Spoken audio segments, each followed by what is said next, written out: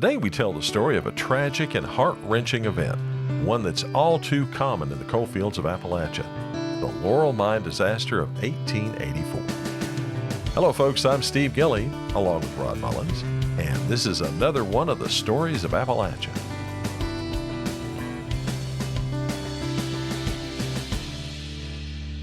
Well, like you said, Steve, people think of Appalachia, they sometimes think of mine disasters, and this is it, like you said in the opening. But this disaster, probably one of the worst, I guess, of maybe of all of them. A big-time disaster that happened back in 1884, and I knew a little bit about it, but not everything, because, it seems like sometimes they want to, I don't know, maybe it's one of these things of downplaying sometimes these accidents and what happened and so forth, or they don't want to make a great deal of attention about it or something, but still, it's a story that needs to be told, though. Well, this is before a lot of these safety measures went into effect. 1884, and it was one of the very worst mine disasters in the Appalachian area, a very big tragedy indeed. During the late 19th century, the Pocahontas coal fields were booming, and dreams of prosperity drew people from all over seeking opportunities in the mines there. Among those folks were Harriet Eliza Lathrop and her husband William, a promising 26-year-old mining engineer from New York. The Lathrops arrived just before Thanksgiving in 1881, leaving behind the comforts of New York to venture into the wilderness of Southwest Virginia. According to Harriet, and in her own words, they faced the challenges of, quote, living in a place where snakes found their way into kitchens and people lived in fear of kerosene lamps, end quote.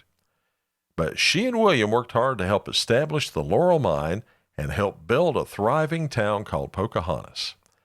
The town boasted a company store, a bowling alley, an ice house, and an Episcopal congregation. You ever been through Pocahontas before? I have once, been a long, long time ago. I haven't been there, but I just recently got finished with a Library of Virginia presentation. And they were talking about Pocahontas, and they were talking about, the town itself and what's left of it and everything, and how much coal, they depended on coal and so forth. And that just brought it to mind. When you mentioned Pocahontas, I remember them talking about the Episcopal, about the church, different things like that. But however, all the achievements that they had tried to work for in Pocahontas would be overshadowed by a horrifying event that struck on the early morning of March 13th, 1884. At 1:30 a.m., a deafening explosion rocked the Laurel mine located in the Pocahontas coal fields. The sound of the explosion was described as being like the rumbling of an earthquake, followed by a clap of thunder. Well, the force of the blast was so tremendous that it knocked houses off their foundations, located 300 feet away from the mine's entrance, which itself was entirely torn out and scattered for hundreds of feet. Massive trees were uprooted 400 yards from the mine. Inside the mine, heavy mine cars were hurled about, and the aftermath revealed a harrowing scene of mangled bodies. The explosion led to a devastating fire, making immediate rescue attempts impossible. The fire had to be put out and the mine temporarily sealed by flooding until it was safe to drain the mine and recover the bodies. Well, that didn't stop some from entering the mine to get their loved ones out, though. One man, a Hungarian immigrant whose son had been in the mine, was so crazed by grief in this case, as reported by newspapers of the time, that he couldn't be restrained. He made it into the mine where he reported what he saw. And Rod, what this man saw was a number of bodies gathered in one chamber, torn and mangled beyond recognition. One of them was the body of a 13-year-old boy employed by the coal company. He was the mascot of the mining camp and had just entered the mine when the explosion occurred. Now, it's hard to fathom the horror experienced by those who witnessed the aftermath of the explosion. For William Lathrop, the disaster took a heavy toll on his mental and physical well-being. The strain, coupled with threats against his life, pushed him to seek another job when the opportunity arose. Investigations into the Laurel mine disaster highlighted critical safety lapses. The mine was thought to be non-gassy, which led to the absence of safety lamps, for example. Miners resorted to shooting from the solid, using excessive black powder to extract coal. And this practice, combined with suspended coal dust, likely ignited the methane and caused the raging and self-perpetuating explosion.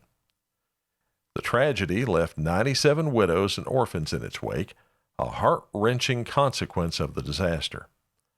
In April, the recovery of the bodies began, and as they were recovered, the bodies were placed in boxes inside the mine, then brought out together on a car. Other miners were placed at the entrance to identify the remains of their deceased co-workers, a grim job, for the state of those remains were, as that Hungarian man described, mangled and in many cases nearly impossible to recognize. Wow. In the aftermath, Pocahontas established a cemetery to bury the victims. This cemetery, a poignant reminder of the disaster, marked the first time the town had a designated burial site. For months following the disaster, newspapers, technical journals, they all debated its causes and possible preventive measures. The tragic event, along with similar disasters in other regions, brought public attention to the hazards faced by miners working in the coal mines. Despite the discussions and investigations, it took time for comprehensive mine safety regulations to be put into place. A mine inspection bill was introduced in the Virginia legislature, but didn't progress to a vote. And the memory of the Laurel mine disaster endures in the Pocahontas Cemetery, where a register preserves the names of those lost souls, ensuring their sacrifice is not forgotten. As we honor the past and remember the lives lost, let us also remember the dangers faced by coal miners throughout history.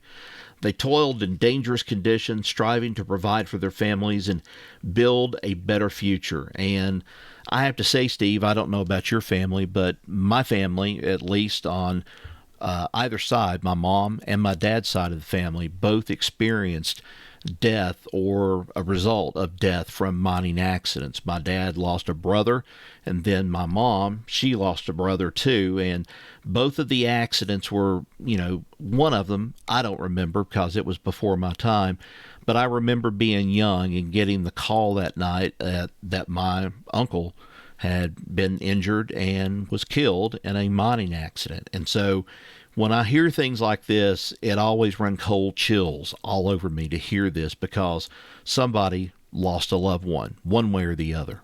Yeah, and these things are just all too common in Appalachia, have been ever since they first opened the first coal mine up here. It's a terrible part of the cost that we pay for good-paying jobs and good-paying benefits. And that's just part of that price of living in the coal fields in Appalachia, unfortunately. But you've got people right now, even with the coal industry being as down as it is, and you've got a few operations still running, some of these people would say, there's no other place I'd rather be than underground. And I hate to say it, but they can have it. I just don't want to be there because it will turn men into, turns them into just worthless when they get down there, because when you understand that a mountain is on top of you and you can hear it move and different things like that, I don't want to be a part of it. I want out of there. They say it's a very scary experience. And folks, that's the story of the Laurel mine disaster in Pocahontas, Virginia. Thanks for listening. Remember to subscribe to the Stories podcast on your favorite podcast app to stay updated on all our stories of Appalachia. And don't forget to follow us on TikTok at Stories of Appalachia, Instagram at Story Appalachia for short videos about Appalachian history and Appalachian folklore. Till next we meet, y'all take care. So long, everybody.